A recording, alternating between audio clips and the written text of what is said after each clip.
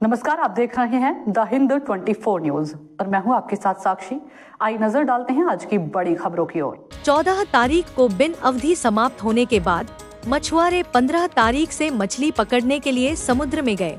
कुछ मछुआरे पहले ही हिल्सा के साथ लौट आए हैं, कुछ अभी तक मछली का चेहरा नहीं देख पाए हैं। इस बीच एक प्राकृतिक आपदा घोषित की गई है।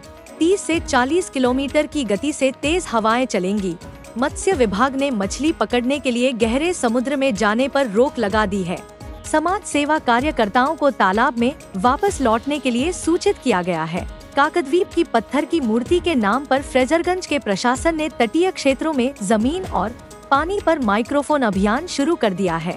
तालाब की मछलियां पहले ही तालाब में वापस लौटना शुरू कर चुकी हैं।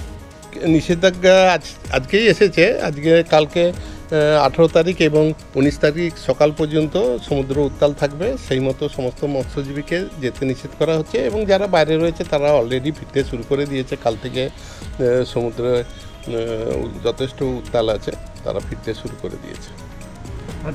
হ্যাঁ, এটা মনসুনের সময় এটা হতেই থাকবে, কারণ আমাদের বৃষ্টিও দরকার। আর এই সময় হতে থাকে, যখন খারাপ থাকবে আবার কাল পরশু করে আবার ট্রলারগুলো বেরিয়ে গেলে মাছ ধরা পড়বে নিশ্চয়ই। আমরা আশাবাদী সমস্ত যে এগুলো থাকে, যে ওয়েদারের যে এগুলো থাকে সব ঠিকঠাক রয়েছে, মাছ আমরা পাবো। তো 1-2 দিনের জন্য ওটা কিছু নয়। কয়েকটা ট্রলার, বেশ কিছু ট্রলার মাছও পেয়েছে সিজনের প্রথমে। देखते रहिए द हिंद 24 न्यूज।